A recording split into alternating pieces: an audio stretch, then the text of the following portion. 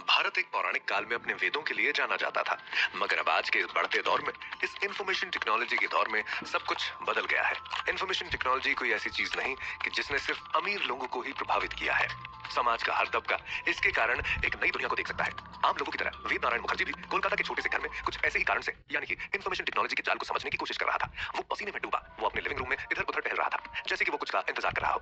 वेद नारायण मुखर्जी ने अपने फोन को पकड़ रखा था। उसके सामने माँ दुर्गा की एक तस्वीर थी, जिसे देखकर वो बड़बड़ा रहा था, भगवान प्लीज आज मुझे वो दिला दो जो मुझे बहुत सालों से चाहिए। उसके सामने की एक टेबल पर एक सुनहरे रंग का ब्लेसिंग शब्द रखा हुआ था। वो उसे नए साल के मेले से लाया था। दरअसल ये एक लॉटरी की तरह था, जिसमें आपको कुछ पैसों से एक वर्ड खरीदना पड़ता है और फिर उस शब्द को स्कैन कर अपना प्राइस देखना होता है। भले ही वो जानता था कि फुबाओ ऐप का ब्लेसिंग जमा करना एक घोटाला हो सकता है, मगर फिर भी इंसान को पैसे किसी भी हाल में चाहिए होते हैं। वेद भी ऐसे ही किसी सोच में था। अब तक लगभग 100 मिलियन लोग इस ऐप को यूज करते थे।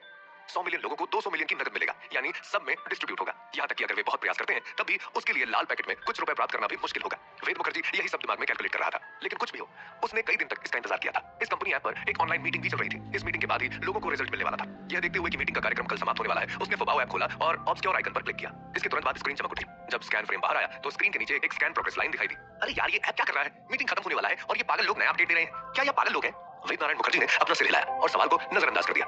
हालांकि उसे जल्दी पता चला कि कुछ गड़बड़ है। पहले जब उसने अपने फोन पर ब्लेसिंग शब्द स्कैन किए तो यह 1 सेकंड से भी कम समय में हो गया था, लेकिन इस बार 7 या 8 सेकंड बीत चुके थे और स्कैन बॉक्स अभी भी चमक रहा था। प्रोग्रेस बार भी अभी आधा ही भरा था। क्या बकवास है? क्या स्कैनिंग और तेज नहीं होना चाहिए? क्या यह सॉफ्टवेयर हम लोगों के धैर्य को चुनौती दे रहा है?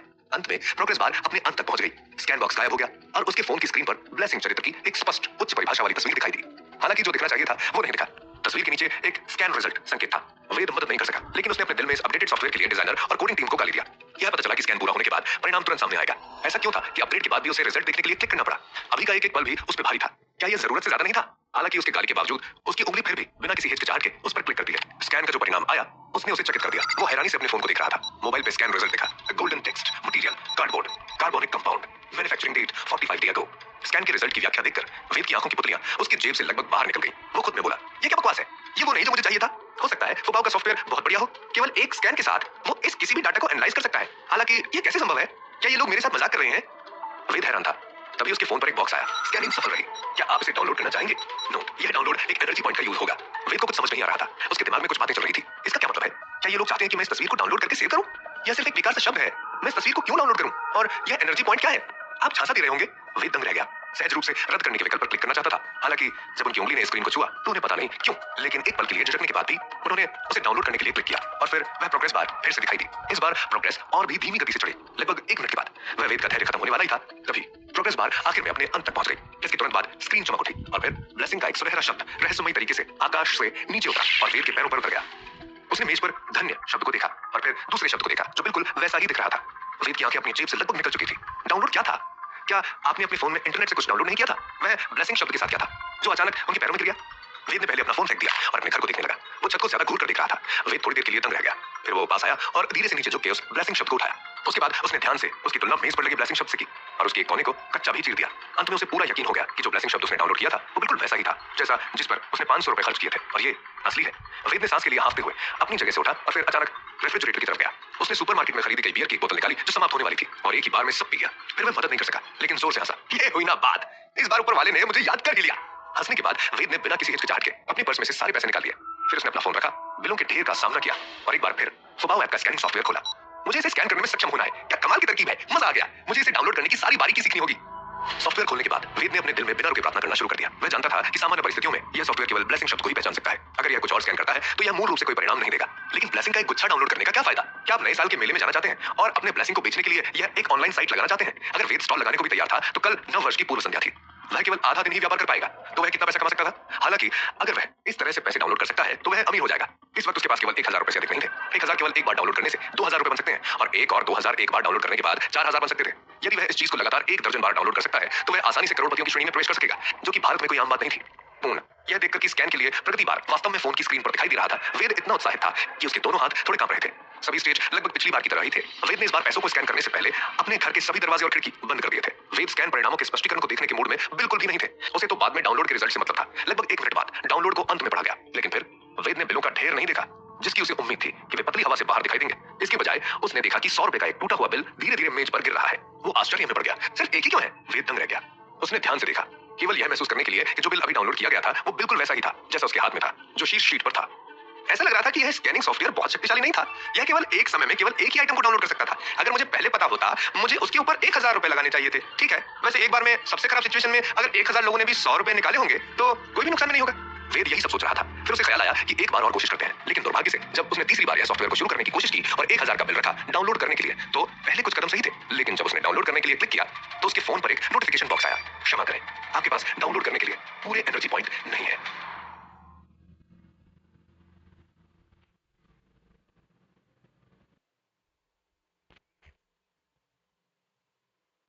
वेद नारायण मुखर्जी, जो कि एक स्कैनिंग ऐप के कारण खुद में बहुत ज्यादा टेंस महसूस कर रहा था। आखिर उसकी बहुत सारी मेहनत दांव पर लगी थी। स्कैन के लिए एनर्जी पॉइंट चाहिए थे, अब उसके पास नहीं थे। अरे यार, एनर्जी पॉइंट का बैलेंस खत्म क्यों हो गया? इस एनर्जी पॉइंट का कॉन्सेप्ट क्या है? वेद ने पहले तो भ्रम में अपना सिर खुजलाया, लेकिन जब उसने बैलेंस शब्द देखा तो उसे अचानक कुछ बुरा महसूस हुआ। उसने जल्दी से ऐप के अंदर अपना बैलेंस देखा। जहां 2000 थे, अब वहां केवल 0 था। उसके पैरों की जमीन जैसे गायब हो गई। वो सोचता है, यार मैंने तो सिर्फ एक बिल को स्कैन किया और वो बेकार सा ब्लेसिंग का टुकड़ा डाउनलोड किया। ये चुतियापा है यार, क्या करूं इस बेकार ऐप का? वेद को स्पष्ट रूप से याद था कि उसके पेपर में 2030 रुपए बचा था, लेकिन अब उसे देखने के बाद ही उसे एहसास हुआ बचे हुए 2000 चले गए, अब केवल 30 बचा था। हालांकि ट्रांजैक्शन हिस्ट्री में 2000 का ऐसा कोई रिकॉर्ड नहीं था। यह ऐसा था जैसे पैसा हवा में गायब हो गया हो। जब उसने सोचा कि उसने अपने फोन पर ब्लेसिंग वर्ड और 20 वाली सूचना कैसे डाउनलोड की, तो वेद इसका अनुमान कैसे नहीं लगा सका। जाहिर है, सूचना में शब्दों में कहा गया है कि एनर्जी पॉइंट्स को कंज्यूम की शर्त है। 100 रुपए का खर्च, मतलब एक एनर्जी पॉइंट की कीमत 100 रुपए के बराबर थी।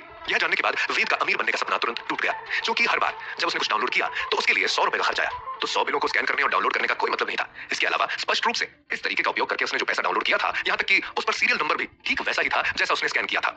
इन सब का मतलब था कि उसने जो भी पैसा डाउनलोड किया था इस सॉफ्टवेयर के साथ, वो भी नकली पैसे के बराबर था। एक ही वैल्यू के नकली नोट के लिए 100 रुपए खर्च करना, क्या यह किसी के दिमाग में पानी जैसा नहीं था? कौन सा बेवकूफ ऐसा करना चाहेगा? यदि वो डॉलर या यूरो जैसी ज्यादा वैल्यू की मुद्रा डाउनलोड कर लेता तो उसे शायद एक छोटा सा भाग्य माना जा सकता था। हालांकि उसे जल्दी ही एहसास हो गया, उसे पैसे डाउनलोड करने की कोई जरूरत नहीं थी। इस दुनिया में ऐसी बहुत सी चीजें थी जो पैसे से भी ज्यादा कीमती थी, जैसे सोना, गहने, प्राचीन वस्तुएं, टिकट आदि भी थे। वेद के दिमाग में बहुत सारी चीजें चलने लगी। इन सभी चीजों की कीमत पैसे से कहीं ज्यादा कीमती थी। कमाल की बात यह थी कि जिस स्थान पर वेद ने काम किया था वहां बहुत दूर एक खेल की दुकान थी।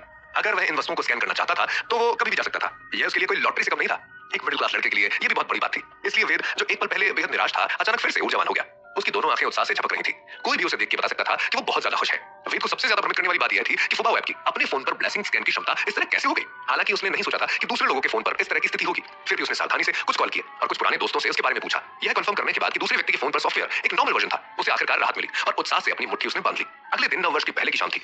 वेद सुबह जल्दी बिस्तर से रेंग कर उठा। उसने अपना चेहरा धोया और नहाने के बाद सबसे पहले ब्लेसिंग शब्द को दरवाजे पर चिपकाया। वो क्या करने की कोशिश कर रहा था ये उसको भी समझ नहीं आ रहा था। फिर ध्यान से उसने छोटे से कमरे को साफ किया जो उसने किराए पर लिया था। वेद का घर गंगा नदी के पास था। ज्यादा पैसे न होने के कारण वेद को छोटी सी जगह में काम चलाना पड़ रहा था। घर का काम खत्म करने के बाद वो बाहर की तरफ निकल गया। उसने सबसे पहले एक बैंक का 24 घंटे का कियोस्क पाया और अपने दांत भींचे। उसने दादाजी के सभी कार्ड अपने ऑनलाइन सिल्वर कार्ड में डाल दिए और उन्हें अपने गूगल पे खाते में ट्रांसफर कर दिया। आज उसे अपने फोन पर इजी पे ट्रेजर की स्कैनिंग और डाउनलोडिंग फंक्शन को आजमाना था। हालांकि हर बार इसे डाउनलोड करने पर इसकी कीमत 100 रुपए थी। फिर भी यह उसके जैसे गरीब इंसान के लिए थोड़ा डरावना था। लेकिन वेद ने इस मौके को कभी नहीं छोड़ा। बस लेकर वो उत्साह से बोर्ड स्ट्रीट मार्केट पहुंचा। रास्ते में उसने देखा कि सड़क पर कई दुकानें बंद हो गई थी, लेकिन कुछ अभी भी थी जो व्यापार के लिए खुली थी। आगे बढ़ते हुए वेद ने दूर से देखा कि बोर्ड स्ट्रीट मार्केट की वन प्लेस शॉप का दरवाजा अभी भी खुला था। इसीलिए उसने तुरंत राहत की सांस ली। शायद ये उसके मकसद का एक हिस्सा था। वेद जानता था कि फुबाओ ऐप का प्रोग्राम आज रात 8 बजे समाप्त होने वाला था। उसे ये यकीन था कि घटना समाप्त होने के बाद उसके फोन पर रहस्यमय स्कैनिंग और डाउनलोडिंग फंक्शन मौजूद नहीं रहेगा। इसीलिए शायद अपने भाग्य को बदलने का उसका आखिरी मौका था ये। आज इन 10 घंटों में वेद कुछ बड़ा करना चाहता था। बस से उतरकर वेद अब सीधे दुकान की तरफ बढ़ गया। जैसे ही वो दुकान के पास पहुंचा, उसने देखा कि वहां सुनसान था। एक भी ग्राहक नहीं थे। कुछ महिला दुकान में थी, मगर वो शायद सहायक थी। वेद की खराब और कमजोर आभा को देखकर वहां मौजूद सभी लोग समझ गए थे कि वेद ज्यादा पैसे खर्च नहीं कर सकता है। फिर भी दुकान की एक महिला सहायक उसके पास आई और विनम्रता से पूछा, हेलो सर, आपको क्या चाहिए? वेद ने नॉर्मल तरीके से कहा, कुछ खास नहीं, वो बस देख रहा था। इतना कहने की देर थी कि महिला दुकान सहायक ने उसे अनदेखा कर दिया। हालांकि सामान्य दिनों में वेद अक्सर इस जगह से गुजरा था, फिर भी यह पहली बार था कि जब वो इस दुकान में आया था। करीब से देखने के बाद उसने महसूस किया कि यहाँ की सभी वस्तुएं प्राचीन और नायाब कलाकृतियां थी। इस तथ्य का लाभ उठाते हुए कि कोई भी नहीं दिख रहा था, वेद ने जल्दी से अपना फोन निकाला, शेल्फ पर एक प्राचीन मूर्ति को देखा और फुबाओ ऐप का सॉफ्टवेयर खोला। इस वक्त प्रोग्रेस बार को स्कैन करने में उसे लगभग 1 मिनट का समय लगा। वो बार-बार इधर-उधर देख रहा था। वेद ने तुरंत स्कैन रिजल्ट सूचना पर क्लिक किया और स्कैन रिजल्ट उसके फोन की स्क्रीन पर पॉपअप हो गया। सभी जानकारी उसी तरह आई थी जैसे कि पिछली रात उस ब्लेसिंग शब्द के बारे में थी। Material used copper, iron, sodium sulphate, sulphate salt, aluminium chloride और एल्यूमिनियम, अमोनियम क्लोराइड और aluminium, manufacturing date 6 year 4 month ago. Result देखकर वेद कुछ नहीं कर सका, लेकिन गूंगा हो गया। वो कुछ भी बोलने की हालत में नहीं था। इस प्राचीन मूर्ति स्वरूप को देखकर उसे लगा कि यह एक बहुमूल्य प्राचीन वस्तु है। यह इतना नया कैसे हो सकता है? फिर उसने अपने फोन पर डाउनलोड सूचना को देखा, जिसने वेद को और भी अधिक आश्चर्यचकित कर दिया। वह लगभग जोर से खुद में चिल्लाया, स्कैन सफल रहा। क्या आप इसे डाउनलोड करना चाहते हैं? नोट, यह डाउनलोड 800 एनर्जी पॉइंट को कंज्यूम करेगा।